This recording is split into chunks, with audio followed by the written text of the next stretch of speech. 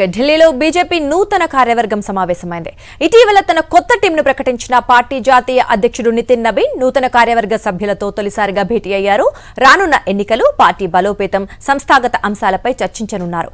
ప్రధానిగా గుజరాత్ సీఎంగా నరేంద్ర మోదీ 25 ఏళ్లు పూర్తి చేసుకున్న సందర్భంగా బీజేపీ ప్రత్యేక కార్యక్రమాలు నిర్వహించేందుకు ప్రణాళికలు సిద్ధం చేస్తోంది. ఇక దీనిపైన నూతన కార్యవర్గ భేటీలో చర్చిస్తున్నారు. ఇక ఇదే అంశానికి సంబంధించి మరిన్ని అప్డేట్స్ మా కరెస్పాండెంట్ వెంకటేష్ అందిస్తారు. వెంకటేష్, నూతన కార్యవర్గంతో నితిన్ నబీన్ భేటీ అవుతున్న నేపథ్యంలో మరి ఎటువంటి అంశాలు చర్చకొచ్చే అవకాశం ఉంది? రానున్న లోక్సభ ఎన్నికలు, ఆయా రాష్ట్రాల ఎన్నికలే టార్గెట్గా ఈరోజు బీజేపీ కొత్త కార్యవర్గం సమావేశమైంది. మొత్తం 65 మందితో ఈ కార్యవర్గాన్ని ఏర్పాటు చేశారు. సో తొలిసారిగా ఈ సమావేశం జరుగుతోంది. సో తెలుగు రాష్ట్రాల నుంచి గతంలో జనరల్ సెక్రటరీగా పనిచేసిన రామ్ మాధవ్ కూడా ఈ సమావేశానికి హాజరయ్యారు.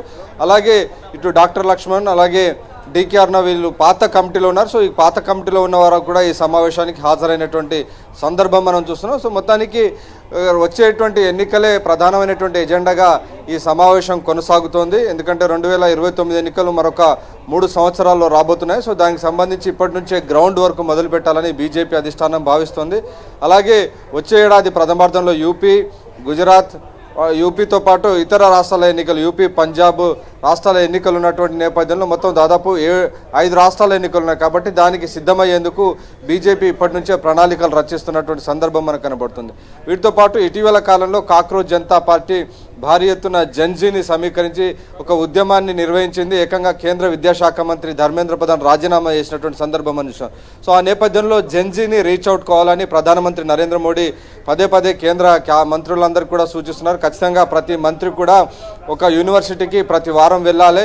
అక్కడ ఉన్నటువంటి విద్యార్థులతో, యువకులతో మాట్లాడి ఖచ్చితంగా వారి సమస్యలు ఏంటో తెలుసుకొని ఇమ్మీడియట్గా ప్రభుత్వంతో వారిని కనెక్ట్ చేసే విధంగా, పార్టీతో కనెక్ట్ చేసే విధంగా ముందుకు వెళ్ళాలని ఇప్పటికే ప్రధానమంత్రి నరేంద్ర మోడీ సూచించారు. సో ఆ నేపథ్యంలో యువతను ఆకట్టుకోవడమే ప్రధానమైనటువంటి లక్ష్యంగా రాబోయేటువంటి రోజుల్లో బీజేపీ కొన్ని కొత్త ప్రణాళికలను రచించబోతుంది. సో ఆ అంశం కూడా ఈరోజు చర్చకు వచ్చేటువంటి అవకాశం మనకు కనబడుతుంది.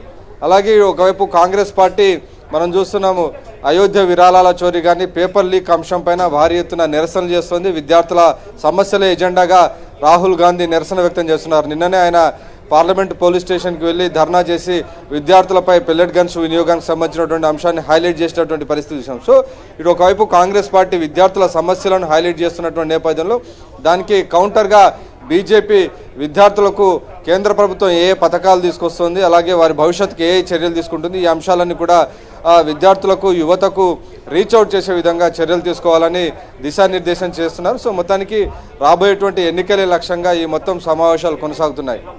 Right Venkatesh, thanks for the updates.